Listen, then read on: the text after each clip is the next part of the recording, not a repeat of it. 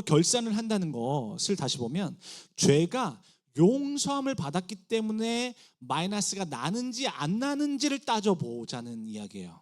자, 그러면서 임금님이 한 종을 불러내는 장면이 나오는데, 이 종이 임금에게 빚진 액수는 무려 얼마였다고요? 1만 달란트. 네, 이 돈을 노동해야 되는 날로 환산을 했을 때 자그마치 16만 년 동안 일해야 갚을 수 있는 돈이 바로 이 1만 달란트였어요. 그래서 임금은 이 종에게 돈을 갚으라고 이제 추궁을 하는 거예요. 몸과 처자식, 그러니까 너만으로는 안 되니까 너 처자식도, 그리고 가지고 있는 소유도 다 팔아서 갚으라고 했어요. 그러니까 이 종이 임금님께 이렇게 아뢰었죠. 그 종이 엎드려 절하되 이르되 내게 참으소서 다 갚으리다 하거늘. 이 모습을 본 임금님은요, 그를 불쌍히 여겨서 그가 빚진 것 모두를 탕감해 줬어요. 그 자리에서. 그러니까 이 종은요, 16만 년 동안이나 일해야만 갚을 수 있는 이 1만 달란트를요, 지금 바로 임금님의 은혜로 말미암아서 은혜를 입어서 용서함을 받은 거죠. 다시 말해서 그의 죄를 모두 용서함 받은 겁니다. 그런데 이 종도 자기에게 100데나리온 빚진 사람이 있었던 거예요. 100데나리온은 100일 동안 일하면 갚을 수 있는 돈을 말하죠. 자, 그래서 이 사람을 만나서는 목을 잡고 또 멱살을 잡고 왜 안 갚냐고 난리를 친 거예요. 그러면서 갚으라고 하니까 이 사람도 동일하게 참아달라고 하면서 갚겠다고 했어요. 그런데 임금님에게 큰 용서를 받은 이 사람이 자기에게 100데나리온 빚진 사람을 그냥 옥에다 가둬버린 거예요. 그러니까 이 소식이 누구에게 다시 전해졌어요? 임금님의 귀에 다시 들어가게 된 거예요. 그리고는 이 사람도 똑같이 돈을 다 갚을 때까지 옥에 갇히게 되는데요. 예수님은 이 비유를 왜 우리에게 주셨을까요?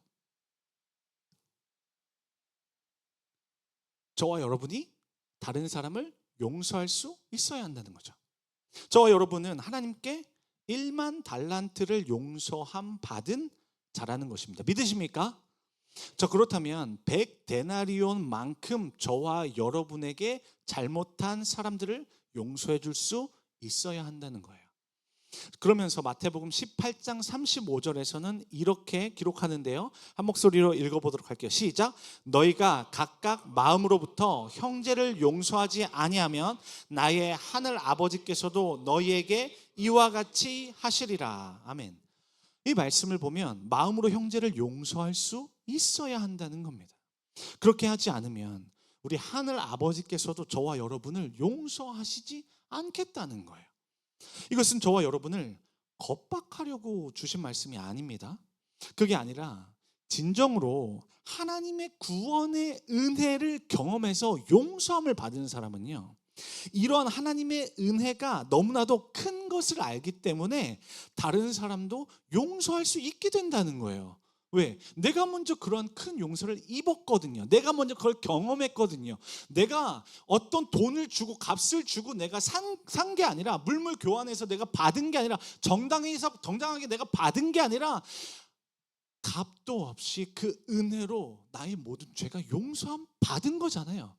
나의 어떤 자격이 있지 않음에도 불구하고 그 큰 은혜를 입었기 때문에 그것을 경험한 나는요, 나는 이제 어디에 가든 나는 다른 사람을 용서해 줄 수 있는 자로 설 수 있다는 겁니다. 그런데 만약 저와 여러분이 아직 다른 사람을 용서하지 못하고 있다면요, 그것은 아직 진정한 구원의 은혜를 경험하지 못했거나, 혹은 그 은혜를 경험하기는 했으나 아직은 영적으로 많이 성장하지 못했기 때문이에요. 만약 아직 그 구원의 은혜를 경험하지 못한 지체가 우리 마하나임 가운데 혹 있다면요, 구원의 은혜를 달라고 간구해야 할 것입니다. 그리고 이미 구원의 은혜를 경험했음에도 불구하고 아직 다른 사람을 용서할 수 있는 힘이 생기지 않는다면요, 그 힘을 달라고 간구를 해야겠죠. 저와 여러분의 믿음이 더 성장되도록, 더 성숙되도록 계속해서 자라가게 해달라고 간구를 해야 하는 것입니다. 그것이 바로 탕감받은 자가 보여야 할 성경적인 모습이라는 것입니다. 바라기는 우리 마하나임 청년부 한 사람 한 사람 가운데에 그리스도의 사랑과 용서의 은혜가 넘칠 수 있기를 주님의 이름으로 축복합니다. 그리고 계속해서 오늘 본문 말씀을 보면 우리를 시험에 들게 하지 마옵시고 하고 간구하는 모습을 볼 수 있죠. 여기서 시험에 든다라고 했을 때 이 시험이라는 단어는요, 헬러 원어로 찾아보면 페이라스모스라는 단어를 사용해요. 그리고 그 뜻을 찾아보면 연단, 시련, 유혹이라고 되어 있어요. 그런데 재미있는 것은요, 이 페이라스모스라는 단어는요, 주어가 무엇인지에 따라서 그 의미가 달라져요. 영어로 보면 크게 두 가지로 나눠서 생각해 볼 수 있는데, 하나는 테스트라는 개념이에요. 그리고 두 번째는 템테이션이라는 개념이에요. 템테이션은 유혹이라는 뜻이죠. 그러니까 테스트와 유혹이다라는 단어로 뜻이 나눠진다는 거예요. 만약 주어가 하나님이 되시면요, 하나님께서는 우리를 유혹하시는 분이신가요? 아니죠. 그러니까 그렇다면 하나님을 주어로 사용할 때는 이 페이라스모스라는 단어가 테스트의 의미로 사용된다는 거예요. 이러한 장면이 어디에 나와 있냐면 창세기 22장인데요. 우리 창세기 22장 1절과 2절 말씀 한 목소리로 읽어보도록 할게요. 시작. 그 일 후에 하나님이 아브라함을 시험하시려고 그를 부르시되 아브라함아 하시니 그가 이르되 내가 여기 있나이다. 여호와께서 이르시되 내 아들 내 사랑하는 독자 이삭을 데리고 모리아 땅으로 가서 내가 내게 일러준 한 산 거기서 그를 번제로 드리라. 아멘. 이 말씀을 보면 하나님께서는 아브라함을 부르시는 장면이 나오는데요, 부르시는 목적이 뭐였냐면 시험하시기 위해서라는 거예요. 여기에서의 시험은 템테이션이 아니죠. 하나님께서 아브라함을 테스트하기 위해 부르셨다는 거예요. 어떤 테스트였죠? 2절 말씀을 보면 자신의 하나뿐인 아들 이삭을 모리아 산에서 번제로 드릴 수 있는가 하는 것이었습니다. 하나님께서는 아브라함에게 왜 이런 테스트를 하고 계신 걸까요? 생각해 본 적 있으세요? 하나님이 왜 아브라함을 이렇게 테스트하신 걸까? 저요? 있나요? 네. 항상 조용해요. 네. 그 이유로는 여러 가지를 생각해 볼 수 있어요. 그런데 그 중에 두 가지만 한번 짚어볼게요. 하나님께서 아브라함을 테스트하시려 한 첫 번째 이유는요, 하나님을 정말로 경외하고 있는지를 보고 싶으셨던 거예요. 창세기 22장 12절은 뭐라고 기록하냐면 우리 함께 찾아서 읽어보도록 할게요. 시작. 사자가 이르시되 그 아이에게 내 손을 대지 말라. 그에게 아무 일도 하지 말라. 내가 내 아들 내 독자까지도 내게 아끼지 아니하였으니 내가 이제야 내가 하나님을 경외하는 줄을 아노라. 아멘. 이 말씀을 보면 하나님을 경외한다는 것의 근거를 무엇으로 보고 있었냐면요, 너의 독자까지도 내게 아끼지 않은 것이었어요. 100세 때에 얻은 독자는 여러분 아버지 아브라함에게 있어서 어떤 존재가 될까요? 자녀 안 낳아봤으니까 잘 모르시겠죠. 근데 자녀를 낳아보면, 근데 저는 그래도 29에 결혼해서 그래도 한 2년 있다가 자녀를 낳았어요. 그런데 생각보다 자녀를 낳고 싶었는데 자녀가 잘 안 생기잖아요. 그러면 부모는요 굉장히 애를 타합니다. 근데 저보다도 훨씬 더 수십 년을 지나서 애를 탄 인물이 바로 아브라함이잖아요. 그래서 100세 때가 되어서야 그 이삭을 낳았다? 그럼요. 근데 그 독자라고 하죠. 왜냐하면 약속의 씨는 이삭으로 말미암으니까. 그러니까 이삭은요 아브라함에게 있어서 정말 모든 것이 되었던 거예요. 그 어떤 것과도 비교할 수 없는 존재가 바로 이삭이었던 거예요. 그런데 아브라함은 자신에게 그런 존재인 이삭을 하나님께 드리려 한 것이었어요. 그러니까 아브라함은요 하나님의 말씀에 순종하기 위해 자신의 모든 것을 포기한 것이죠. 이것을 보면 아브라함은 자신이 노년에 얻은 독자 이삭보다 하나님을 더 사랑했다는 것을 알 수 있죠. 그렇다면 저와 여러분은 창세기 22장 말씀을 통해서 하나님을 경외한다는 것에 정의를 내려볼 수 있어요. 그것은 세상의 그 어떤 것보다 하나님을 사랑하는 태도를 말합니다. 그렇다면 그동안 믿음 없는 모습을 보이면서 좌충우돌했었던 아브라함의 삶이 있었어요. 자신의 아내 사라를 누이라고 속이기도 하고요. 그리고 인간적인 방법으로 이스마엘, 종을 통해서 이스마엘을 얻어가지고 상속자로 삼아 보기로 했었어요. 그런 모든 좌충우돌을 했었던, 인간적인 방법은 하나님께서 원하시는 방법은 아니었으니까. 그런데 그런 어떤 그 믿음의 연약함 속에서도 하나님께서 기다리셨던 것은 뭐라는 거예요? 하나님을 가장 사랑할 수 있는가 였습니다. 하나님은 아브라함이 하나님을 가장 사랑할 수 있을 때까지 기다려주신 것이었습니다. 그리고 때가 되자 이것을 확인하기 위해 하나님은 이것을 이미 아브라함의 마음을 알고 계셨어요. 그의 경외하는 모습 알고 계셨어요. 근데 그 모습을 지금 이제 펼칠 수 있는 장을 마련해 주신 거죠. 이것을 확인하기 위해 아브라함을 테스트하셨던 겁니다. 하나님께서 그리고 아브라함을 테스트하셨던 두 번째 이유는요, 행위로 그가 가진 믿음을 반증해내는 것을 보고 싶으셨던 거예요. 우리 야고보서 2장 21절과 22절 말씀 한 목소리로 읽어보도록 할게요. 시작. 우리 조상 아브라함이 그 아들 이삭을 제단에 바칠 때에 행함으로 의롭다 하심을 받은 것이 아니냐? 내가 보거니와 믿음이 그의 행함과 함께 일하고 행함으로 믿음이 온전하게 되었느니라. 아멘. 이 말씀을 보면 아브라함이 그 아들 이삭을 제단에 바칠 때에 행함으로 말미암아 의롭다 하심을 얻었다고 기록하고 있어요. 이것은 아브라함이 할례를 받기 전에도 하나님의 말씀을 믿었기 때문에 의롭다 하심을 얻었다는 말씀을 들었죠. 근데 그 의롭다 하심을 받은 그의 믿음이 지금 그의 행함으로 증명된 것입니다. 그가 가지고 있었던 믿음이 참된 믿음이었다는 것이 밝혀진 순간이 되는 거예요. 그러므로 성경은 믿음과 행함을 따로 분리해내지 않습니다.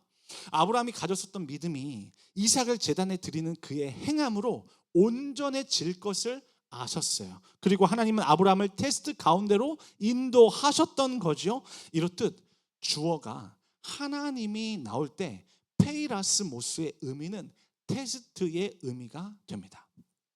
그렇다면 템테이션이 나올 때는 어떤 주어가 나와야 될까요? 저와 여러분을 유혹하는 주체가 누구죠? 사탄이죠. 자, 그렇다면 오늘 본문 말씀에서 우리를 시험에 들게 하지 마옵소서라는 간구는요, 어떤 의미가 되냐면 우리로 하여금 사탄의 유혹에 넘어가지 않게 해달라는 뜻이 됩니다. 사탄은 성도를 죄에 빠뜨려요. 그리고 하나님으로부터 멀어지게 하기 위해 덫을 놓는 주체가 되죠. 그러니까 그 덫에 걸리지 않게 해달라는 간구가 바로 우리를 시험에 들게 하지 마옵소서라는 간구가 되는 거예요. 이것을 어떻게 할 수 있냐면 바로 다음에 이어지는 구절이 뭐예요? 다만 악에서 구하옵소서잖아요. 이 내용이 바로 앞의 내용과 같기 때문에 그렇습니다. 이것을 보면 저와 여러분이 앞으로 살아가야 할 삶이 어떠한 삶인지를 알 수 있는데요, 그것은 사탄의 유혹에 빠지지 않는 삶인 거예요. 모든 악으로부터 구원을 받게 되는 삶인 거예요. 여기에서 악으로부터라고 할 때의 헬라어를 찾아보면 포네로스라고 되어 있어요. 근데 이때는 인격이 부여되면서 악한 자라는 의미로 사용되기도 하죠. 근데 이 악한 자라는 의미, 성경 어디를 보면 본 것 같아요. 사복음서에도 등장하는데 여기서 말하는 악한 자는 그 씨 뿌리는 비유에서 등장하죠. 그래서 길가에 뿌렸을 때 새가 와가지고 그 씨를 이제 물어가서 먹어버리잖아요. 네. 그 비유가 뭐예요? 하나님의 말씀이 뿌려졌는데 마음밭이 어떻게 돼요? 우리 심령이 돌짝밭, 길가와 같게 되었을 때 어떻게 되는 거예요? 그 말씀을 채가는 존재가 바로 사탄이라는 거예요. 그러니까 이 악한 자는요, 하나님의 말씀이 믿는 자들의 마음밭에 심겨지지 못하도록 그 말씀을 낚아채는 존재가 되는 거죠. 저와 여러분이 성장하지 못하도록 계속 저와 여러분을 방해하는 존재가 악한 자라는 거예요. 여기서 악한 자로부터 구원을 받는다고 할 때는 어떤 동사를 사용하냐면 위오마이라는 단어를 사용해요. 근데 원어적인 뉘앙스를 보면 어떤 뜻이 되냐면 격렬한 싸움터나 맹수의 이 이빨 사이에서 용사가 대상을 확 낚아챈다는 것을 의미해요. 베드로전서 5장 8절을 말씀을 보면 너희 대적 마귀가 우는 사자처럼 두루다니며 삼킬 자를 찾는다고 기록을 하고 있는 걸 볼 수 있죠. 자, 이런 악한 자의 맹렬한 공격 가운데서 저와 여러분을 낚아채는 거예요. 그래서 건져 달라고 하는 그 의미가 바로 악으로부터 구원해 달라는, 구하옵소서라는 의미가 되는 거죠. 자, 이 내용을 보면요, 저와 여러분의 삶이라는 것이요, 영적인 전쟁터라는 것을 충분히 알 수 있습니다. 그러니 매 순간마다 시험에 들지 않기를 간구하면서 맹수들의 공격 가운데서 구하여 달라는 이 간구는요, 저와 여러분이 무엇으로 그 부름을 받았어요? 어떤 동물 보통 이야기를 하나요? 양 이야기 하잖아요. 양으로 부름을 받았죠.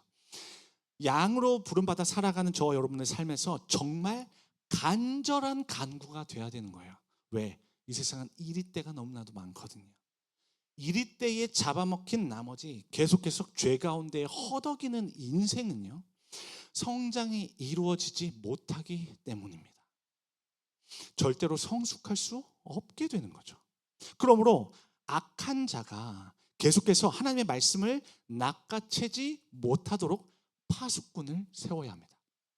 그래서 성경은 저와 여러분에게 깨어서 근신하라고 말씀하는 거예요. 여기서 깨다라는 말은요, 그레고리오라는 단어를 사용하는데 뜻을 찾아보면 파수꾼이 있어요. 파수꾼이 있는데 야간 경계 근무를 선 거예요. 근데 밤을 새우면서 경계한다라는 바로 의미를 담고 있어요. 우리 형제들도 군에 있을 때, 저는 뭐 그런 적은 없지만 군에 있을 때 밤 경계 근무 서본 적 있는 형제들 있어요? 네네네, 있어요. 네, 근데 적의 기습은 언제 맞아요? 방심할 때, 그렇죠? 밤 초소에서 근무 서는 사람들이 졸고 있으면, 네, 그때예요. 그러나 파수꾼들이 졸지 않고 밤새 경계 근무를 잘 서면요, 적들이 몰래 오다가도 그 레이더에 걸리는 거예요. 비상벨이 제때 울려지는 겁니다. 내가 맡고 있는 공동체가 적들의 공격에 노출되지 않게 될 수 있는 거예요. 곧바로 대응할 수 있도록 비상벨로서 아군에게 신호를 주게 되는 겁니다. 이것이 바로 그레고리오의 의미가 되는 거예요. 그리고 근신하다라는 의미는요, 네포라는 단어를 사용하는데요, 뜻은 술 취하지 않다, 맑은 정신을 유지하다라는 의미예요. 이 의미를 저와 여러분의 신앙생활에 한번 적용을 해볼게요. 그러면 세상의 유혹, 정욕, 탐심, 염려에 취한 나머지 판단력이 그렇게 됐을 때 어떻게 해요? 판단력이 흐려져 버리잖아요. 근데 그렇게 되지 않게 판단력을 흐려지지 않도록 대처한다는 거예요. 왜냐하면 깨어는 있는데 무언가에 취해 있는 상태로 되면 어떻게 되는 거예요? 다르게 풀리죠. 판단력이 흐려지는 거예요. 적의 공격에 노출되는 것에 있어서는요, 자고 있는 것과 별반 다르지 않는 상태가 되는 겁니다. 깨어는 있지만 적이 지금 다가오고 있는 건지도 분별이 안 되는 거예요. 막 여러 개 헛것이 막 보이는 것 같고요. 적이 지금 어떤 공격으로 적의 괴계, 적의 전략을 분간할 수 있는 능력이 제로가 되는 겁니다. 그러나 영적으로 맑은 정신을 유지하면서 분별할 수 있는 상태를 만들어 놓으면 어떨까요? 이것을 성경은요, 뭐라고 말하냐면 세상에 물들지 않는다는 것으로 표현하고 있어요. 마음을 지켜내요, 세상의 가치관으로부터 자신의 삶을 거룩하게 구별해내는 것입니다. 이렇게 해나갈 때 영적으로 판단력이 흐려지지 않을 수가 있어요. 바라기는 우리 하나님 청년부 가운데에 깨어 근신할 수 있는 주님의 은총이 넘치기를 주님의 이름으로 축복합니다. 계속해서 주기기 도문의 마지막 구절을 살펴보도록 하겠는데요. 드디어 마지막입니다. 대개 나라와 권세와 영광이 아버지께 영원히 있사옵나이다 하고 끝나죠. 이 부분을 보면 사실 성경을 보면 괄호로 쳐져 있는 것을 볼 수 있어요. 이것은 성경에는 여러 가지 사본들이 많아요. 그런데 그 중에서 그래도 사본 중에서 오래되었다고 가장 오래된 것을 중심으로 권위가 매겨지기도 합니다. 그런데 가장 오래되고 권위가 있는 사본으로 알려진 이 신의 사본이라는 것과 바티칸 사본이라는 게 있는데 이 사본에는 이 송영 부분이 없기 때문에 여기 이 부분들을 괄호로 쳐놓은 거예요. 성령이라는 것은 영광을 돌려드린다는 의미가 있어요. 그런데 초대교회의 성도들이 예배할 때는요, 항상 하나님께 영광을 올려드리는 목적으로 이 송영 부분을 항상 넣어서 주기도문을 고백해왔던 거예요. 그렇기 때문에 그 이후부터 후대 사본들에서는 다 이 송영 부분이 포함된 사본들로서 생겨나기 시작했고요. 또 이 성경 부분을 생각해 보면 우리 사도 바울이 썼던 여러 가지 서신서들이 있어요. 예를 들면 로마서도 있고요, 에베소서, 디모데전서 이런 서신서들이 있는데 이 서신서들을 보면 중간이나 끝 부분에 송영으로 끝나는 부분들이 확인이 되는 거죠. 그러니까 성령의 임재 가운데서 하나님께 찬양과 영광을 올려드린다라고 하는 이것은요, 성도들의 삶에 있어서 매우 자연스러운 일이 되었던 것 같습니다. 그래서 주기도문에서도 이 성령 부분은 반드시 필요했는데요, 어떤 말로 시작하느냐 봤더니 대개라는 말로 시작하는 거예요. 이 말은 헬라어 호티 혹은 가르라는 말로 사용은 되는데 뜻이 중요해요. 왜냐하면 뭐뭐 때문이다 인 거예요. 그러니까 앞에 있는 것과 앞에 이렇게 앞단에서 이렇게 간구를 했잖아요. 이 간구를 한 것은 이것 때문이라는 거예요. 송영의 내용 때문이라는 거예요. 나라와 권세와 영광이 아버지께 영원히 있기 때문에 앞에서 했었던 주기도문의 모든 간구들이 가능하게 되었다라는 그런 의미가 되는 거예요. 왜 그런지 한번 살펴볼게요. 나라가 아버지께 있다는 것은요, 통치권과 지배력이 오직 하나님 아버지께로부터 나온다는 의미가 되죠. 그러니까 아버지께서 모든 만물을 통치하시는 분이시기 때문에 앞에 간구들이 유효하게 되는 거예요. 왜? 모든 만물을 다스리시는 분이 아니면, 그런 권세가 없기 때문에 그분에게 간구해야 될 필요조차 없지만, 그러나 하나님께서 그런 통치권을 갖고 계시는 분이시기 때문에 그분께 아뢰는 거죠. 앞에 간구들이 유효하게 되는 겁니다. 그리고 권세가 아버지께 있다는 것은요, 여기서 권세라는 단어를 디나미스라는 단어를 썼어요. 이것은 다이너마이트의 어원이 됩니다. 그러므로 여기서 말하는 권세의 의미는 모든 폭발적인 능력이 하나님 아버지께 있다는 뜻이 되죠. 자, 이것은 아버지 하나님께서 다스리실 수 있는 근거가 되죠. 왜?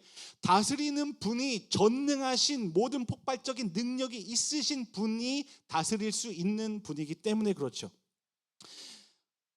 다시 말해서 하나님 아버지께서 전능하신 분이시기 때문에 주기도문의 앞에 간구들을 말할 수 있다는 거예요. 왜? 우리 하나님이 아무런 능력이 없으셔봐요. 그러면 그분께 뭐 하러 구해요? 아무 힘도 없으신데, 근데 능력이 있으시기 때문에, 전능하시기 때문에 그분께 간구할 수 있는 거예요. 그분께 우리를 시험에 들지 않게 해달라는 간구, 모든 악으로부터 낚아채어서 맹렬한 싸움터에서부터 거기에 있는 용사가 그것을 낚아채듯이 저희를 낚아채 주옵소서라고 할 수 있는 근거는 바로 하나님께서 전능하신 분이시기 때문입니다. 믿으십니까? 모든 찬양과 그리고 영광이 아버지께 있다는 것은요, 모든 찬양과 존귀와 영광을 받으실 분이 오직 하나님 한 분이라는 의미가 되는데, 이것은 잠깐 동안만 적용이 되는 것이 아니라는 거예요. 영원이라는 시간 속에서 이루어지게 될 것을 말하고 있죠. 그러므로 나라와 권세와 영광이 아버지께 영원히 있으므로 이름이 거룩히 여겨지심을 받으셔야만 하는 겁니다. 그분의 권위가 인정이 되어야 하는 겁니다. 왜? 그분께서는 온 만물을 창조하신 창조주이시고 전능하신 하나님이시기 때문에 아버지께서 통치하시는 그 나라가 임하게 해달라는 간구를 할 수 있게 되는 거예요. 왜? 하나님의 통치권 안에 있는 것이 의와 평강과 기쁨이 넘치는 그곳이 되기 때문에 그렇습니다. 그리고 그 나라가 바로 아버지 하나님께 있기 때문에 그렇죠. 그러니까 그 나라를 달라고 구할 수 있는 거예요. 왜? 그 나라를 아버지 하나님께서 가지고 계시니까. 그러므로 하나님의 다스리심 가운데 하늘에서 계획하셨던, 태초 이전부터 계획하셨던 그 구원 계획을 어떻게 해요? 하늘에서 이룬 것 같이 땅에서도 이루고자 하시는 게 아버지의 뜻이잖아요. 근데 하나님의 열심이 있고 하나님의 다스리심이 있고 하나님의 전능하심이 있기 때문에 하나님의 열심으로 이 모든 뜻을 지금까지의 모든 교회사 역사 가운데서 이루어 오신 줄로 믿습니다. 아멘. 그분이 바로 저와 여러분이 믿고 있는 하나님이십니다. 오늘날 우리에게 일용할 양식을 주실 수 있는 것도 그렇게 하실 수 있는 하나님의 능력이 있기 때문입니다. 우리가 우리에게 죄 지은 자를 사하여 준 것 같이 우리의 죄를 사하여 달라는 간구도 마찬가지죠. 왜요? 죄를 사해 주실 수 있는 그 권세들요, 다른 어떤 존재는 다 가지고 있지 않아요. 왜? 피조물이거든요. 다른 어떤 존재들은 다 모두 피조물이에요. 근데 오직 한 분, 창조주 되신 그분만 그 모든 죄악을 사해 주실 수 있는 권한이 있으시기 때문에 그분께 아뢰 수 있는 겁니다. 우리를 모든 악한 자의 유혹에 빠지지 않게 해주실 분, 또 하나님. 모든 맹수들이 우글거리는 맹렬한 전쟁터에서 그들의 이빨 사이에서 저와 여러분을 구해 주실 수 있는 분도 능력의 하나님이시라는 겁니다.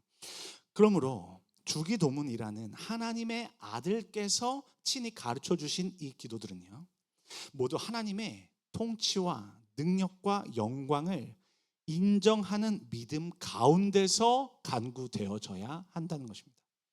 바라기는 우리 마하나임 청년부가 이런 주기도문의 의미를 되새기면서 간절함 가운데 하나님 앞에 올려드릴 수 있기를 주님의 이름으로 축복합니다. 이제 말씀을 맺겠습니다.